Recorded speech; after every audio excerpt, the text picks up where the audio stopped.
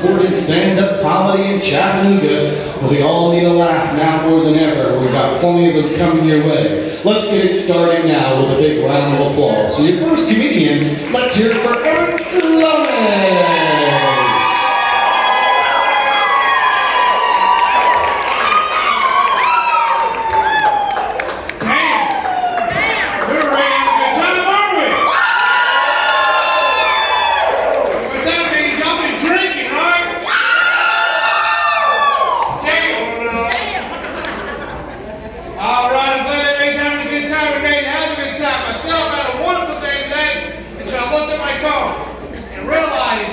Said, son of a bitch! My mom got Facebook today! And no, it's just Facebook. What could she do wrong? Well, ladies and gentlemen, she posted a picture. And right above this picture it said, look at my beautiful family. It's a picture of me and my wife. Yeah, it sounds lovely, don't it? But there's a problem, though. I'm divorced. For the last 4 years. Yes, I wish my mom would let it go. Yeah. So I did what any loving son would do in this situation. I had to flog them all. Hope she never hears that joke, because I'm just afraid. Yeah, if she hears that joke, she may take my furniture away from me. Because my ex-wife already did that once. Yes.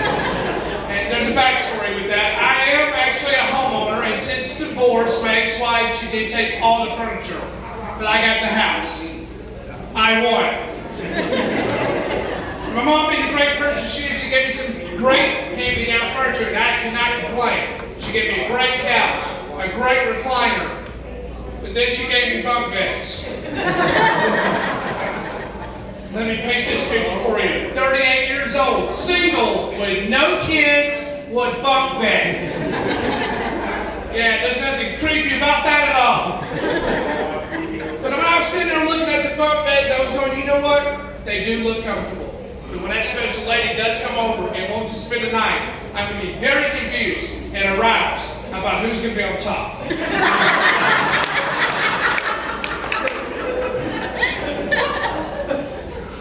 That is kind of special. Something else is kind of special, ladies and gentlemen. You got somebody in your life about to have a long-term relationship for the love of God. Please warn them about how dating has changed. Holy crap, has it changed? Because we went from poetry to love notes to dick pics. When did it become romantic to send a picture of Mr. Winky? I know you ladies are looking at me going, I don't know why he's making fun of this. I guarantee he's probably sent a couple pictures. And I haven't, because I'm old-fashioned. Yeah, I like to just support my lady in person. There's nothing more beautiful than seeing a woman squint. You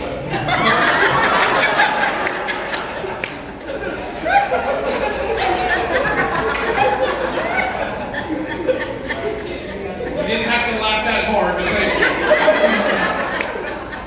But another way dating has changed is how we talk to people. The number one thing is apps. There's apps everywhere, and there's some weird ones. There's one I came across. The app was called Can Do Better. Yes, that's where you take a picture of you and your spouse. You put on the internet to see if you can do better. I'm not shitting you. And I see the eyes again. Yes, I did not try this app out. Okay, maybe I did. And it worked. It worked 100% because now my ex-wife is happily married with 2 kids. And dating has changed. But like I said, I've been divorced for 4 years. But I try to learn from everything in life. That's the only thing you can do. And I was married for 10 long-ass years. I know 10 years don't sound like a long time for y'all, but that sounds like a lifetime for me with her, okay? And you know your marriage is in trouble. I should have seen the signs because I knew my marriage was in trouble when I walked into the church. It is beautiful from head to toe. There's friends and family everywhere. And there's a beautiful wife to be. And I have a big smile on my face because I know this is the biggest day of my life. And I walk up to the preacher, shake his hand. He looks me right in the eyes and asks me, Are you sure about this? Yeah, ladies and gentlemen, if you're ever in this situation, please think about this, because that's a message from God. And God forgot I was a slow learner, because 10 years later, I was looking around going, no, I'm not really sure about this.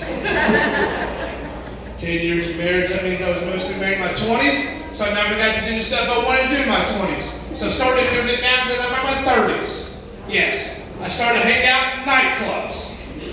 It was a horrible idea, yeah, because no woman sober or drunk wants to see my ass dance.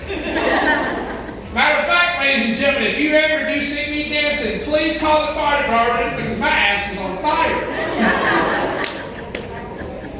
But there was one time in a nightclub that I did hang out at that was very odd that I found. It was very odd. It was so popular. It was very popular. They called it a 90s retro club.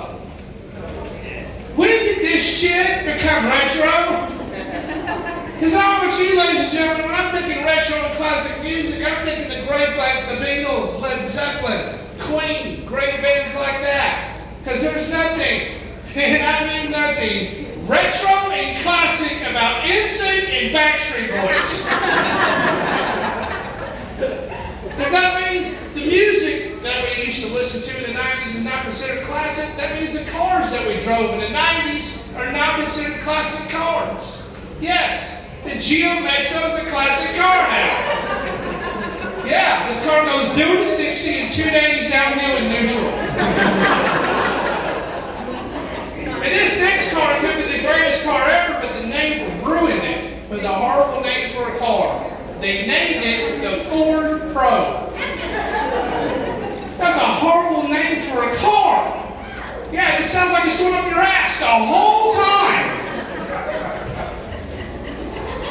Well, I could be up here all day talking about cars and bashing cars because I do love them, but I got to take this moment, and I know I've been talking about being single and everything, but I'm actually in a committed relationship, and I'm loving it because for the last 2 years, it's been great. I mean, there's never a dull moment with her, and I'm serious. There's never a dull moment with her. And because recently, about a year ago, she moved in. And I live in a small town that's about 20 minutes away from here called Trenton, Georgia. Thank you. And in Trenton, Georgia, because we're a backcountry town, we get these little bitty things in our house that can be a little annoying, but they will not kill you. They call them field mice. Yeah, when I told my girlfriend we had one little mouse in our house, to say she overreacted is lowballing the hell out of it. Because she just not just set up one, not two, but 33 mouse traps. And she got a cat. Yeah, we have yet to catch a damn mouse. We've caught the cat twice. And before you ask, the cat's fine. It's perfectly fine. But with this relationship, there is a child involved. Because my girlfriend has a wonderful child. I shouldn't call her a child no more. She's actually 18 years old. She's a good kid. She just graduated high school. She's actually in college now. And she's doing really well. But I started noticing some things hanging out with her. I noticed that she has some weird eating habits. She loves peanut butter and jelly sandwiches. And I know that doesn't sound weird, but ladies and gentlemen, she puts it on a soft taco. Yeah. And she loves ketchup on her tacos. So that's when it hit me when I was watching all this shit. I realized that baby girl is a pothead. And she is a bad pothead too. Because I got a story for you, ladies and gentlemen. This is 100% true. Yeah. Because me and her mom, we talked. We decided that we don't mind that she smokes pot as long as she does it at home and doesn't get behind the wheel, as long as she does it outside. Because we'd rather her do that than get behind the wheel. And on the front porch one lovely night, she was sitting there. We hear her violently coughing on the front porch like there was something wrong. And we realized it is her first time. Maybe she just doesn't know what she's doing. That is very true, because she walked in going, that was close. I'm like, what do you mean that was close? She goes, when I went to inhale, yeah, I inhaled the whole fucking thing. Ladies and gentlemen, she almost choked on the damn thing. And that's when I looked at her mom and go, you know what? Your daughter's gonna be the only person to get killed by pot. But no, she is a good kid. I love being a father figure. I didn't know what I was missing in life because I never had kids. But when she came in my life, I love being a father figure. And my favorite thing to do is give her father advice. And my favorite advice I ever gave her was she was 16 years old and she was a junior in high school. She came home upset saying some kids had been spreading rumors about her. So I gave her the best advice I could tell her. I said, do not worry about what the kids say or what they do. Just focus on your schoolwork, because at the end of the day, that's the most important part about school. Because about 30 years from now, the kids that are making fun of you, yeah, they're going to be overweight on a stage, wearing a gray shirt and black Nikes, trying to make people laugh in the biggest pandemic in 100 years. And it's not working. That was my time, everybody. My name's Jimmy Cohen.